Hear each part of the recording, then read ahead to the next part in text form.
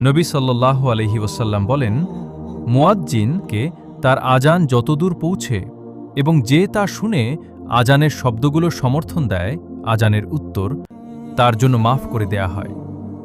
যারা তার সাথে নামাজ পড়বে তাকেও তাদের সমপরিমাণ সওয়াব দেয়া হবে।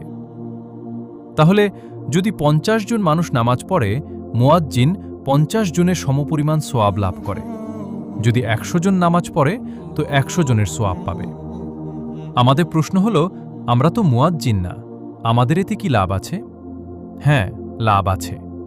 আমরাও মুয়াজ্জিনের সমপরিমাণ সওয়াব পেতে পারি। আব্দুল্লাহ বিন ওমর রাদিয়াল্লাহু আনহু বর্ণনা করেন যে, এক ব্যক্তি নবী সাল্লাল্লাহু আলাইহি ওয়াসাল্লামকে জিজ্ঞেস করেন, মুয়াজ্জিন কি আমাদের চেয়ে বেশি সওয়াব পান? এবং নবী সাল্লাল্লাহু আলাইহি ওয়াসাল্লাম উত্তরে বলেন, মুয়াজ্জিন যা বলে তা তুমিও বল, আর যখন আজান শেষ হয় তখন দোয়া করো, তাহলে তোমাকেও সে সওয়াব দেয়া হবে।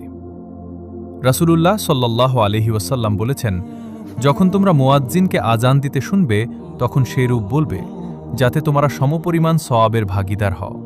এরপর আমার উপর সালাত পাঠ করবে, কারণ যে ব্যক্তি আমার উপর একবার সালাত পাঠ করবে, আল্লাহ তাকে ১০ বার রহমত প্রদান করবেন। এরপর আমার জন্য উসিলা চাইবে, কারণ উসিলা হল জান্নাতের সর্বোচ্চ স্থান।